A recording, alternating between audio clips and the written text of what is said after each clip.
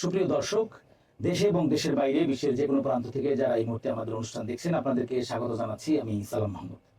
প্রিয় দর্শক, আপনারা দেখছেন সেলিব্রিটি শো। আজকে স্টুডিওতে কথা বলার জন্য আমাদের এখানে উপস্থিত রয়েছেন আমাদের দেশের একজন বরেণ্য চলচ্চিত্র ব্যক্তিত্ব, চলচ্চিত্র অভিনেতা এবং যিনি দেশে বিদেশে অত্যন্ত জনপ্রিয় একজন তারকা ব্যক্তিত্ব, শাকিল খান। শাকিল খান, আপনাকে স্বাগত জানাচ্ছি আমাদের অনুষ্ঠানে। আপনি কেমন আছেন? ইনশাল্লাহ খুবই ভালো। বিশেষ করে অনুষ্ঠানে আজকে আমাকে আমন্ত্রণ জানানোর জন্য আপনাদের সবাইকে অনেক ধন্যবাদ। সেই সাথে আপনাকে ধন্যবাদ জানাই।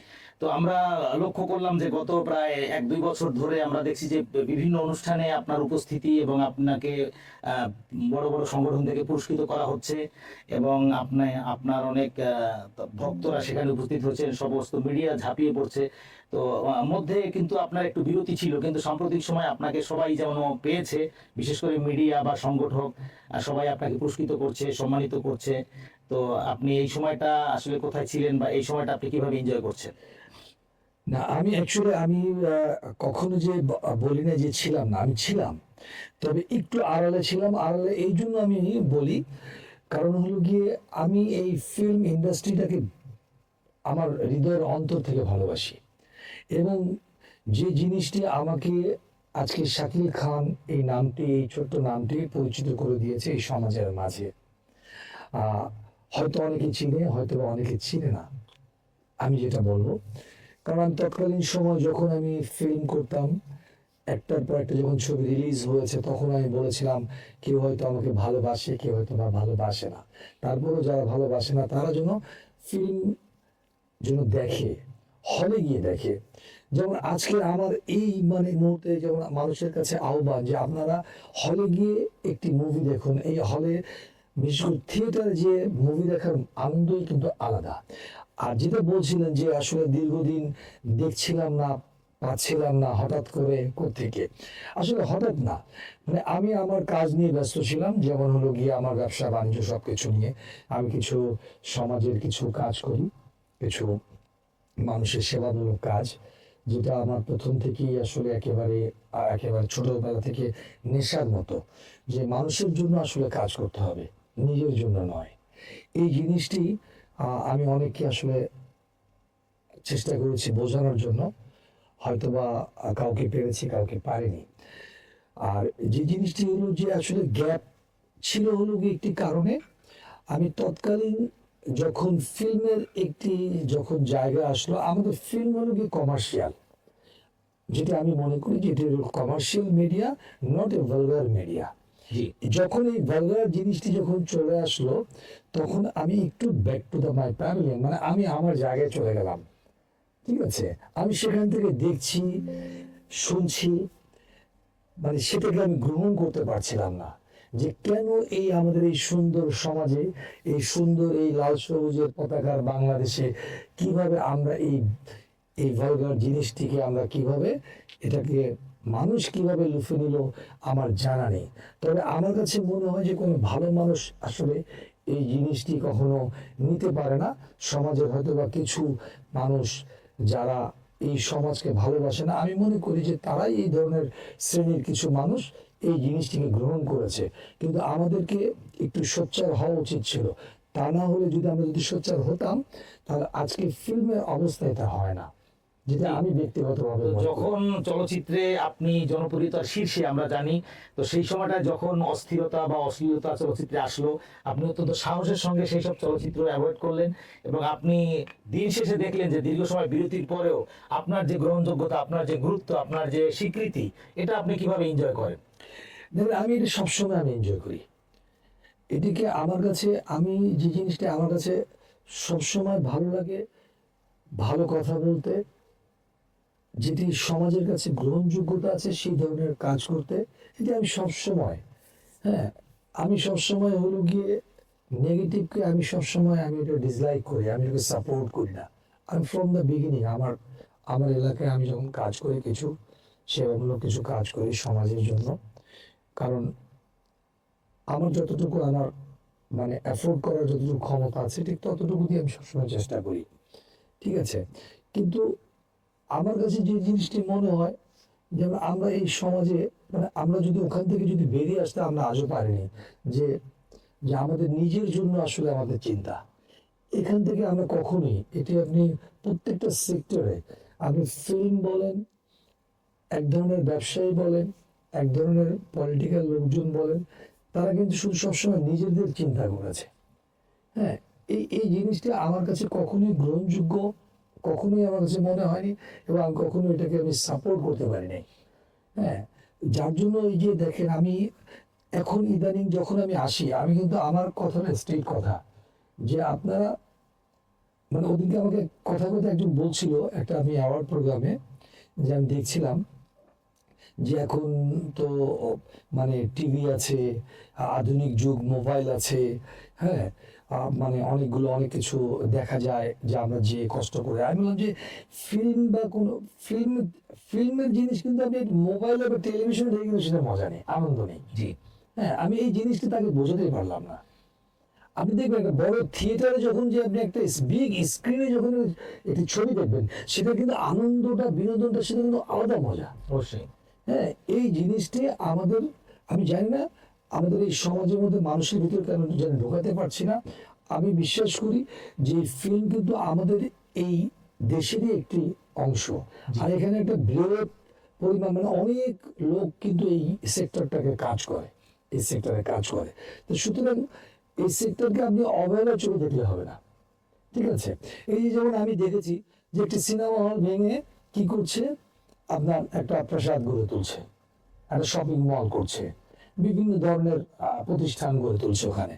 কিন্তু আমরা যদি আজকে প্রতিবাদ করতাম যে যে এখানে এই থিয়েটারটা ভাঙা যাবে না, এখানে যদি আপনি ভাঙেন, মানে গভর্নমেন্টের সাথে যদি আমরা একটা চুক্তিবদ্ধ যেতে পারতাম, যে আপনি যদি ভাঙেন বা একটি মার্কেট করেন, তাহলে আপনি এখানে একটি থিয়েটার রাখতে হবে আপনার, জি। তারপরে আপনি ভাঙবেন, তার আগে ভাঙতে পারবেন না। তাহলে কিন্তু আজকে এই ফিল্মের কিন্তু সিনেমা হলগুলো কিন্তু কমে আসতো না, কমতে কমতে কমতে কমতে এখন 50-এর কোঠায় চলে আসছে। একটু ঈদ আসলে 60টা 70টা এরকম হয়। ঠিক আছে, যেখানে 1100-র উপরে ছিল, 1200-র কাছাকাছি, সে নামতে নামতে কোথায় আমরা চলে আসছি। তো এই যে জিনিসগুলো, এগুলো আসলে কি আমাদের ফিল্ম ইন্ডাস্ট্রির লোকজন কেউ তুলে ধরে না। আমরা তুলে ধরি কোনটা, শিল্পী সমিতির নির্বাচন, জি। প্রযোজক সমিতির নির্বাচন, পরিচালক সমিতির নির্বাচন। এই নির্বাচন কোনো কোনো আপনার কোনো কাজে আসে না। এটা একটি অতিরঞ্জিত এক ধরনের, মানে নিজেকে বাইস্ট করার জন্য, মানে সমাজের কাছে, জি। মানে এক ধরনের আপনার ব্যবসা করার জন্য এই জিনিসগুলো করে।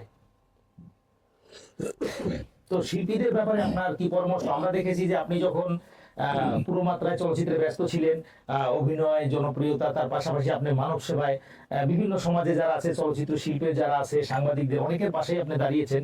এবং পরবর্তীতে আমরা দেখলাম যে করোনাকালীন মহামারীর সময় আপনি আপনার জায়গা থেকে ব্যাপকভাবে মানুষের পাশে দাঁড়িয়েছেন। তো একজন শিল্পী হিসেবে যারা এখন আমাদের শিল্পী সংস্কৃতিতে আছে, তাদের ব্যাপারে আপনার কি পরামর্শ, বা আপনি কোন তাগিদ থেকে কিভাবে মানুষের পাশে দাঁড়ান? দেখেন, শিল্পী সমাজের যে দায়িত্ব, তা আমি বলবো না, এটি প্রত্যেকটা মানুষের একটা দায়িত্ব বোধ থেকে আপনার কাজ করতে হবে। কারণ প্রতিটি মানুষের, এই সমাজেরই তো মানুষ আমরা, এই দেশটা তো আমাদের, প্রত্যেকটা মানুষের দায়িত্ব আছে। আপনি আপনার যতটুকু আপনি আয় করবেন, ঠিক ততটুকু নিয়ে দায়িত্ব নিয়ে আপনি পালন করুন। যার অনেক ক্ষমতা আছে সে অনেক বড় করবে, যার মাঝারি আকারে যে আর্ন করে সে ওই তার অতটুকু দিয়েই সে কিন্তু সমাজের কাছে যে যতটুকু দায়বদ্ধতা আছে ঠিক ততটুকু সে পূরণ করার চেষ্টা করবে। এটাই তো হওয়া উচিত। তো চলচ্চিত্রে তো আপনি অত্যন্ত জনপ্রিয় একজন অভিনেতা, এবং সব মানুষের কাছে আপনি প্রিয়, এবং আলোচনায় শীর্ষে ছিলেন। আমরা দেখেছি যে পুরো পত্রিকা জুড়ে আপনাকে নিয়ে লেখা হতো, কভার স্টোরি করা হতো। তো আপনি অভিনেতা ছিলেন, চলচ্চিত্রকে ভালোবাসেন, হৃদয়ে ধারণ করেছেন, এবং এখন যদিও চলচ্চিত্রের খুব করুণ অবস্থা, বা নির্মাণ করলে সেই টাকাটা গ্যারান্টি নাই, তো চলচ্চিত্র নির্মাণ বা পরিচালনা বা চলচ্চিত্রের জন্য কোনো কিছু করার আপনার স্বপ্ন ভিতরে রয়েছে কিনা? দেখেন, অবশ্যই রয়েছে। কারণ হলো গিয়ে, আমি কিন্তু একটি কথা বলেছি যে এই চলচ্চিত্রের মাধ্যমে কিন্তু আমার এই ছোট্ট নামটি পরিচিত। জি। ঠিক আছে, আমি যত কিছুই করি না কেন, আমাকে কিন্তু মানুষ এখন ওই ভালোবাসে ওই শাকিল খানের এই নামটির কারণে। তো এই নামটি দিয়েছে তো ফিল্ম ইন্ডাস্ট্রি। তো সুতরাং আমি এই ফিল্ম ইন্ডাস্ট্রিতে আমার প্রত্যেকটা মানুষেরই তো একটি, আমি যেটি সবসময় আমি বলে আসি যে যে মানুষের করণীয় তো অনেক কিছু, অনেক কিছু মানুষ চাইলেই পারে। ঠিক আছে, যেমন আমি কথাটা জানি, আরেকটা জানি কি জানি এর সাথে জড়িয়ে দিয়েছিলেন। যে আমি আগে বলেছিলাম যে মানব কল্যাণে বা এই যে মানুষের পাশে দাঁড়ানো, সেই বিষয়টি। হ্যাঁ, দেখেন যে এই যে যে বলছেন যে মানব কল্যাণে, মানে আমি যে জিনিসটি আমি দেখি যে আমাদের প্রত্যেকটা সেক্টরের মানুষ যদি আজকে যদি মানুষের পাশে এসে দাঁড়ায়, তাহলে আজকে কিন্তু দেশ, এই বাংলাদেশ কিন্তু অনেক মানে দূর এগিয়ে যেত, বিশেষ করে মানে উন্নয়নের দিকে এগিয়ে যেত। ঠিক আছে, আজকে আমরা পিছিয়ে পড়ে আছি, আমাদের ভিতরে যে হিংসা বিদ্বেষ, এই হানাহানি কাটাকাটি, এখান থেকে না আমাদের বেরিয়ে আসা উচিত। আমরা মানুষকে তো ভালোবাসবো, ভালোবাসলেই তো আপনি আমাকে ভালো বলবেন, তাই না? এটাই তো হওয়া উচিত। আপনাকে যখন আমি ভালো বলি তখন আপনি কিন্তু আরেকজনকে যে বলবেন যে ওই মানুষটি কিন্তু ভালো। ঠিক আছে, এই যে এই জিনিসটি, এই সম্পৃক্ততা আমাদের মাঝে নেই। আমরা শুধু চিন্তা করি নিজেকে নিয়ে। এটা আসলে এই একমাত্র শিল্পী সমাজের দায়িত্ব না, এটি এটি প্রত্যেকটা সেক্টরে প্রত্যেকটা মানুষের এই দায়িত্ববোধ থেকে যদি মানুষ করে, আমি মনে করি এই দেশ এবং এই জাতি এগিয়ে যাবে। তো আপনি যখন চলচ্চিত্রে প্রচন্ড ব্যস্ত, সেই সময়টি দেখেছেন বা আমরাও দেখেছি যে একটা অভিনয়ের জন্য আপনাদের যে প্রচেষ্টা এবং একজন সংস্কৃতি কর্মী হিসেবে নিজেদের যে সাধনা, কিন্তু আমরা সাম্প্রতিক সময়ে কি কি দেখছি যে একজন অভিনয়ও করছে না, এফডিসিতেও যাচ্ছে না, কিন্তু সে বলছে আমি নায়ক, বা একজন হিরোইন বলছে নিজেকে, আবার মানে ইউটিউবাররা বা তাদেরকে সাক্ষাৎ নিচ্ছে, তাদের ছবি চাপাচ্ছে, প্রচার করছে। তো এই যে আমাদের, এতে করে আমাদের সংস্কৃতি আসলে কোন দিকে যাচ্ছে, বা এখান থেকে উদ্ধার হওয়ার জন্য কি করণীয় বলে মনে করেন? দেখেন, আমি ইদানিং দেখি, আমি যে জিনিসটা দেখি যে মানে একটা অ্যাওয়ার্ড প্রোগ্রামে যখন অনেকে যায়, আমি এর মধ্যে অনেকগুলো জায়গায় গেলাম, যখন দেখি যে মানে অ্যাওয়ার্ড নিচ্ছে, মাইকে প্রচার করছে যে সে হিরো, কিন্তু আমি আসলে চিনিই না তাকে। জি। বা একটা হিরোইন নাম বলছে যে মানে সুপার ডুপার হিট, তার ছবি, কি ছবি, সে ছবির নামও জানি না। জি। ঠিক আছে, মানুষও জানে কিনা আমি, আমার আমার ধারণা নেই। তো এই ধরনের যে এখন মানে যেটা কালচারের মধ্যে প্রতিষ্ঠিত করার জন্য এই অ্যাওয়ার্ডগুলো নিচ্ছে, এই অ্যাওয়ার্ডের বাণিজ্যগুলো আমার মনে হয় ছাড়া উচিত। ঠিক আছে, সত্যিকারে যারা পাওয়ার যোগ্যতা রাখে তাদের জন্য অ্যাওয়ার্ড। জি। ঠিক আছে, আমি বলছি না যে আমার জন্য অ্যাওয়ার্ড, আপনি আমাকে অ্যাওয়ার্ড, আপনার কাছে আমি চাই না। আমার কথা হলো যোগ্য, যারা যোগ্য তাদেরকে আপনি অ্যাওয়ার্ড দেন, জি। যারা যোগ্য নয় তাদেরকে অ্যাওয়ার্ড দেন না। ঠিক আছে, কারণ এটা এক ধরনের সমাজে প্রতিষ্ঠিত করার জন্য এই ধরনের ছেলেমেয়েরা আসবে যুগে যুগে। মাঝখানে আমি দেখেছিলাম কি একটা ফুটবল তারকাদের মেলা, আমি দেখলাম কোনো তারকাই নেই, দু একজন ছাড়া কোনো তারকাই নেই, এটা নাকি তারকার মেলা। এই যে এই ধরনের অপপ্রচার থেকে আমাদের বেরিয়ে আসতে হবে, তা না হলে কিন্তু আমরা ডিস্ট্রয় হয়ে যাব। ডিস্ট্রয় তো অনেক হয়ে গেছে অনেক অংশে, আর বাকিটাই শেষ হয়ে যাবে। তো আমাদের যে দেশ, আমাদের যে সংস্কৃতি, আমরা যদি পাশের দেশগুলোতে বলি, নেপাল বা ভারতেও যে দেখি যে মানুষের মধ্যে যে হিংসাটা, সেটা অনেক কম। এবং যে যে আমরা যখন গভীর রাত্রে 10টা-11টার পরে আমরা রাস্তায় ছিনতাইয়ের ভয় থাকে, কিন্তু পাশাপাশি অনেক দেশেই কিন্তু এটা নাই। মানে এই যে অপরাধ প্রবণতা, মানে এই জায়গা থেকে বের করার জন্য আমাদের কি করণীয়, বা সেক্ষেত্রে সংস্কৃতির কোনো ভূমিকা আছে কিনা? প্রতিবাদ আপনাকে করতে হবে, কারণ একটা দেশে তো একটা সরকার থাকে, জি। গভর্নমেন্ট থাকে। তো প্রত্যেকটা গভর্নমেন্টের একটি দায়িত্ব আছে। জি। তারা যখন রাষ্ট্রকে চালায়, তারাই এটাকে টেক কেয়ার করতে হবে। আর যারা কালচারাল সাইডে যারা আছে, আমরা এই জিনিসটাকে প্রতিবাদ করতে পারি, তুলে ধরতে পারি, জি। যে রাষ্ট্রের কাছে তুলে ধরতে পারি যে আপনারা এই জিনিসটাকে কিভাবে দমন করা যায় সেদিকে আপনারা লক্ষ্য করুন। কারণ আমরা তো সুন্দরভাবে চলতে চাই, জি। মা বোন নিয়ে রাস্তাঘাটে মানুষ চলবে, ফিরবে, ঘুরবে, এটা তো সবাই চায়। একটা বিষয় একটু আপনার কাছে জানতে চাই যে আপনি হোটেল পূর্বাণীতে ট্যুরিজমের উপরে যে ফেস্টিভ্যাল হয়েছে, এবং সেখানে আমাদের সংস্কৃতি, আমাদের ট্যুরিজম, সেখানেও আপনাকে চলচ্চিত্র অবদানের জন্য আপনাকে পুরস্কৃত করা হয়েছে। তো বাংলাদেশের যে ট্যুরিজম, মানে এর কি সম্ভাবনা, এবং এটি আসলে কিভাবে আমরা কাজে লাগাতে পারি দেশকে সমৃদ্ধ করার জন্য? দেখেন এইটা একটি খুব সুন্দর একটি প্রশ্ন। মানে আমার কাছে মনে হয় যে বাংলাদেশে কিন্তু অনেক কিছু দেখার যে একটি জায়গা আছে।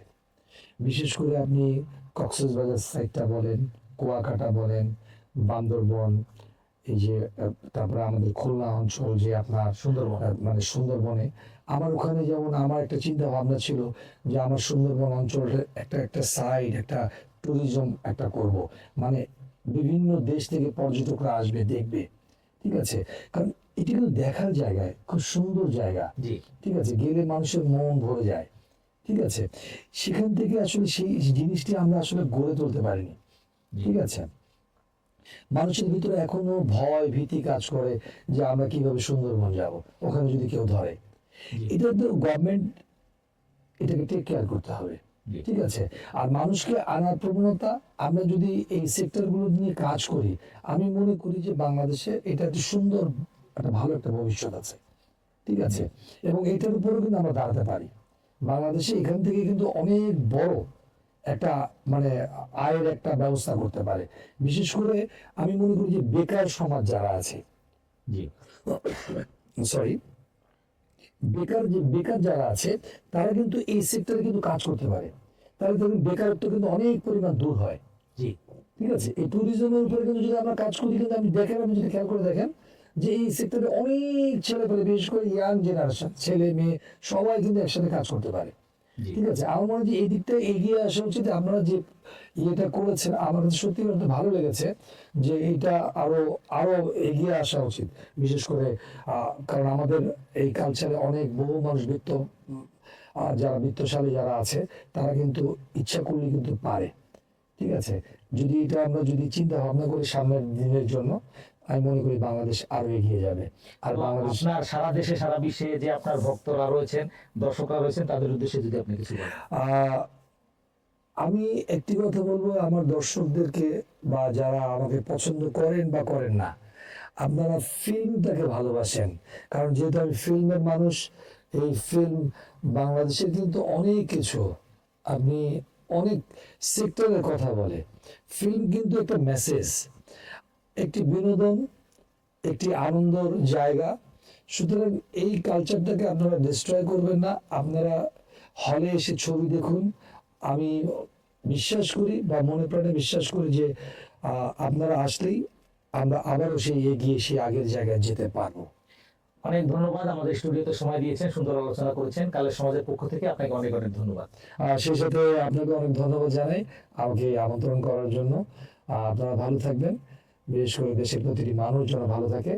এই সুন্দর বাংলাদেশ চাই, সুন্দর এই বাংলাদেশের মানুষদেরকে আমরা দেখতে চাই, আমরা উন্মুক্তভাবে কথা বলতে চাই, হেসে খেলে জীবন কাটাতে চাই, এটাই আসলে আমাদের ইচ্ছা। জি ধন্যবাদ প্রিয় দর্শক, এতক্ষণ আপনারা দেখলেন আপনাদের প্রিয় অনুষ্ঠান সেলিব্রিটি শো। আমাদের দেশের অত্যন্ত জনপ্রিয় চলচ্চিত্র তারকা শাকিল খান অনেক গুরুত্বপূর্ণ আলোচনা উপস্থাপন করেছেন। পরবর্তী অনুষ্ঠানে আবার কথা হবে। সবাই ভালো থাকবেন, সুন্দর থাকবেন। আল্লাহ হাফেজ।